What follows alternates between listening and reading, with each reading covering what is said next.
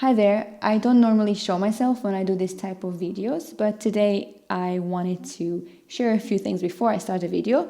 First of all, this is the stitch I'm going to show you today. It's a really fun one, and I just want to let you know where you can find more information about this stitch. This is not a stitch that I developed. I've learned it from alessandrina.com. You have to follow Alessandrina on Instagram as well because she shares a lot of amazing samples all the time, and she always shares how to knit them, so you will learn a lot from her. So on her website you will find the pictures with the punch card and the chart that you will need to create this stitch. You will find a lot of information and loads of samples, what worked, what didn't work, what yarns look the best, and so forth.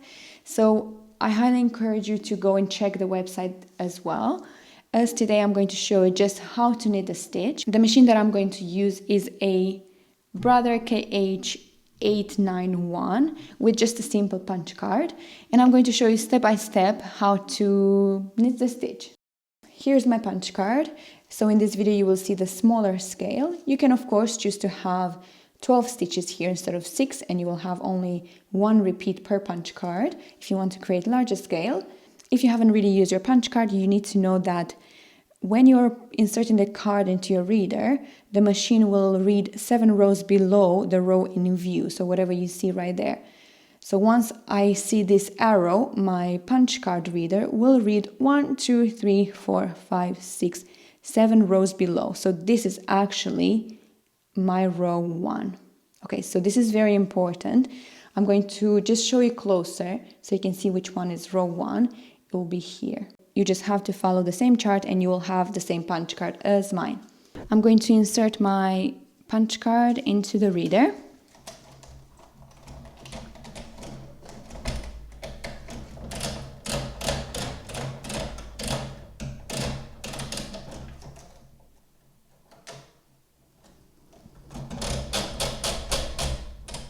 So you can see here I'm seeing the arrow that I made. That means that my card reader will read the row number 1, which is again 7 rows below. I will lock my card, this is very important. Alright, so I'm going to show you kind of a checklist to make sure that we are on the same settings of the machine. Racking position is at 10, and all we will be doing is we will be alternating between 10 and 9. You can see every time I rack, for example, I'm at 10, to go to 9, my ribber bed moves to the right, and then to go back to 10, it will move to the left. What I read as well from Alessandrina's website, that this is one of the easiest mistakes to make, as we keep on alternating, but at some point we will be changing this, and you'll see in a minute what I mean. You can always write on your punch card left, right, or 9, 10, so you know exactly how to rack. So I cast on a full needle rib and I knitted a few rows. It's up to you how many rows you want to knit here. Just make sure you have enough weight. For this I have 2 of the large weights. Make sure to set the row counter to 0. And before knitting the first row, we will set the carriage to KC. So that means when we're going to knit from left to right, needles on my main bed will be selected as per the first row of my punch card. So I'm going to knit across,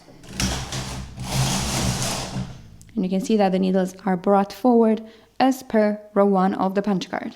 Next step is to unlock the card. So that little button is in the middle or aligned with the shorter triangle. We will press both tack cams. We will rack once. So now we can see racking position 9, and I will knit the first row.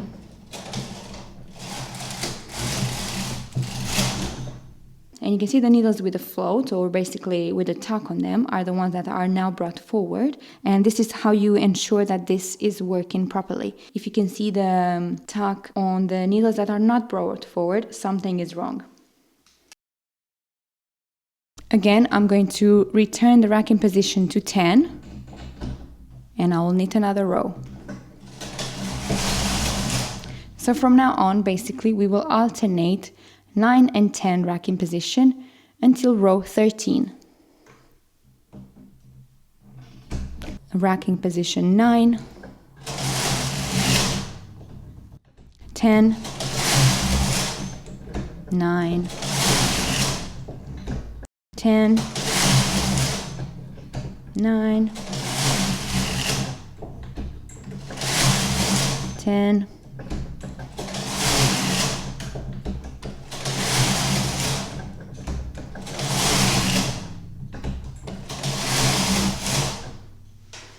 You can see that on row 13, all the needles are brought forward. That means that all the needles will knit, so we don't tuck anymore. And now, before we are knitting the next row, we are actually not going to rack.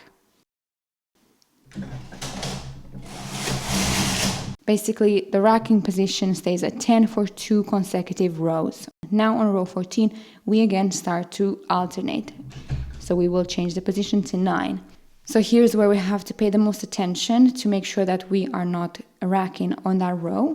How I remember this is, it is a repeat pattern, so every 13 rows the needles will be brought forward, and I know that every time I see that, I'm not going to rack, and my racking position stays at 10, and then after I knit that row, it goes back to 9. So this is how I remember the racking position, but I need to pay a lot of attention. I cannot be distracted. I think this is all a matter of practicing, and if it helps you write any cheat notes on the punch card or on a piece of paper, it really is up to you. Okay, so I just racked to position number 9.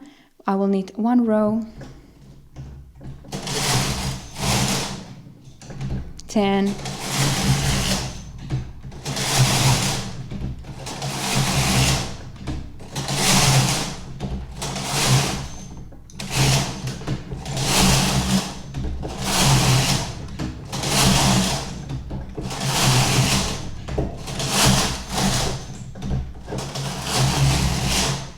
'I'm now on row 26, so I've already knitted 13 more rows. Again, racking position shows 10, and all the needles are brought forward again.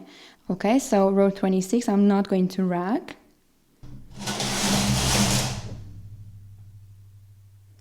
So that means all the needles knitted, nothing tucked. And now before knitting the next row, I'm going to again move the racking position to 9.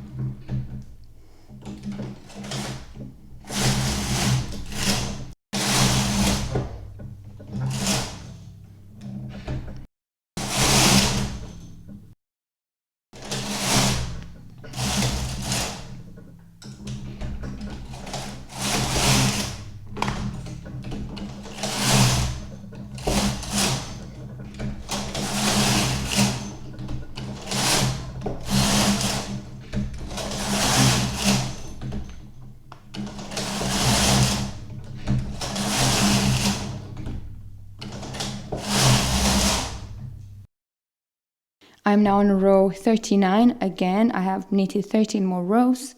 Racking position shows 10. So here I see all the needles. That means no racking is needed. So I'm knitting across. Row 40, I will be moving my racking position from 10 to 9. And then continuing alternating from 9 to 10 and so forth. Thank you so much for watching. I hope that this video was easy to follow and that you will give this stitch a try. And of course, thank you so much to Alessandrina for sharing this stitch and for allowing me to make a video on it. It has been so much fun to try this. As always, if you do try it, make sure to tag me on Instagram and obviously tag Alessandrina as well. And I will see you in my next video. Bye bye!